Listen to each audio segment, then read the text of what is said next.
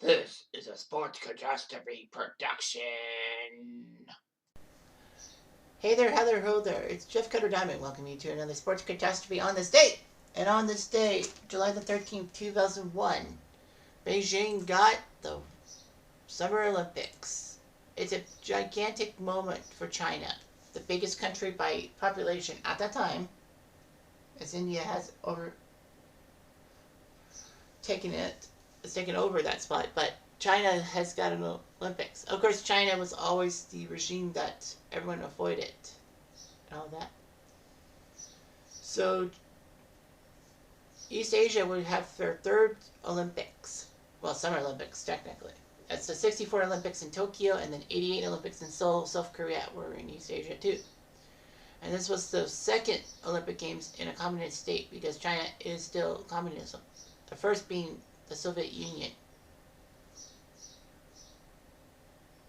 So anyway, Beijing shocked a lot of people by winning the 2008 Olympic bid over 4 competitors.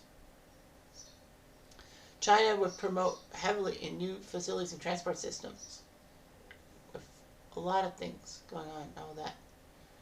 The equestrian events were actually held in Hong Kong because they like that thing. Anyway, so a lot of people had a lot of things. The 2008 Summer Olympics are the second most expensive overall after the 2014 Winter Games in Sochi, which is shocking.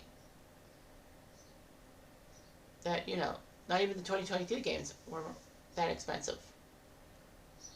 Well, it also helps that Beijing had some venues that could host events.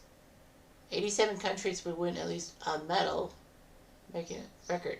China won the most gold medals. And all that. So 48 golds for China. But the Americans did win the medals count at 112. So, anyway. Serbia and Montenegro split. So Serbia and Montenegro were now separate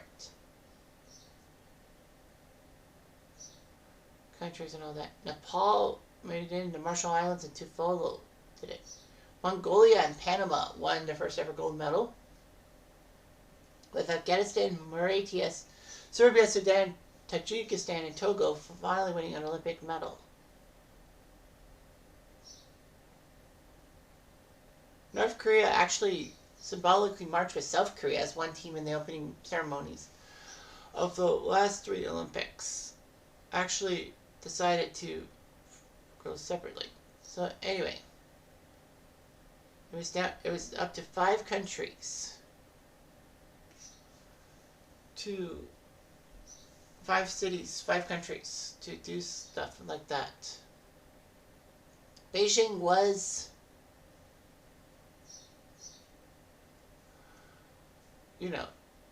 not praised by Amnesty International over the Chinese rates over Nepal and all that. And also, Beijing had high levels of air pollution and all that. So, anyway.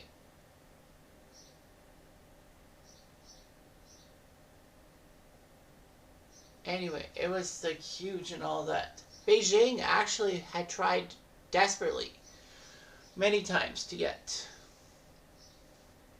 the Olympics. Famously, they had a golden chance to host the 2000 Summer Olympics, but lost narrowly to Sydney. So anyway, it was down to Beijing, Paris, Istanbul, Osaka, and a little city from a little country known as Toronto, Canada. That's right.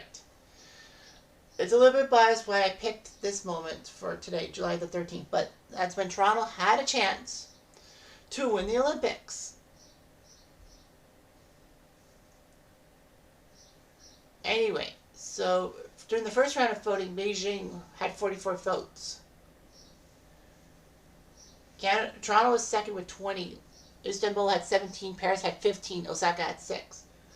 Because Beijing didn't get the 50% they needed, there was another vote. Osaka was off the ballot because, they were the lowest. In the second round, Istanbul had 9. Paris had 18. Toronto had 22. But all of a sudden, Beijing had 56, which was more than 50% and more than enough. It was 56 out of 56 yay, 49 nay. So that was majority rules, and Beijing won the Olympics.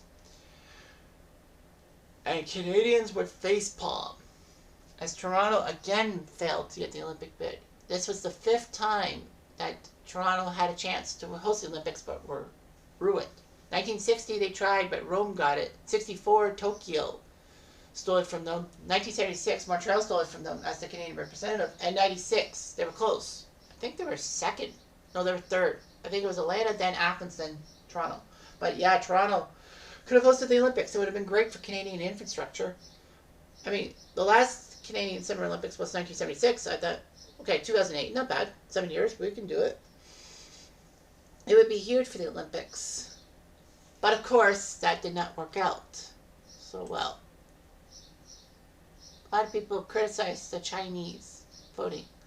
There was some controversy, though, because news reports speculated that international support led to China's selection, especially from the developing nations that got financial assistance from China. Anyway, it was like so close, but yeah. I think the lower countries hosted it. It also didn't help that one city just had to be stupid with their selections and all that.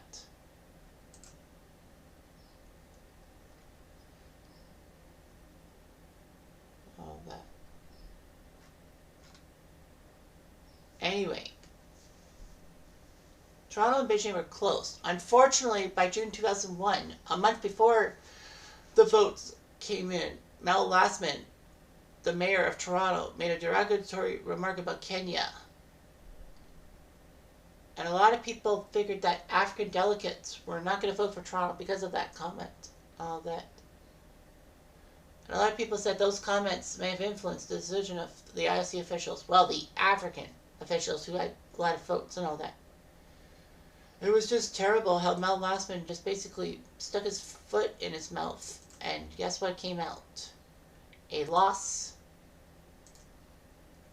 for Toronto at the Olympics. Toronto has hosted the Pan Am Games, for North America and South America. But still, I mean, it would have been nice for Toronto to get the Olympics. And hopefully it wouldn't be like Montreal and the cost overruns were in the billions. But the fact of the matter is that Beijing got the Olympics. A lot of people were upset because of China's human rights support. And also for the fact that they had bulldozed some poor villages and all that for venues and all that and forced people out. It's just awful. But, China's got a regime like that. What do you expect? So anyway, yeah. Too bad Canada couldn't get the Olympics. Fortunately, though, Canada got the Olympics in 2010, the Winter Games in Vancouver, which were run okay. Anyway, I'm Jeff Diamond.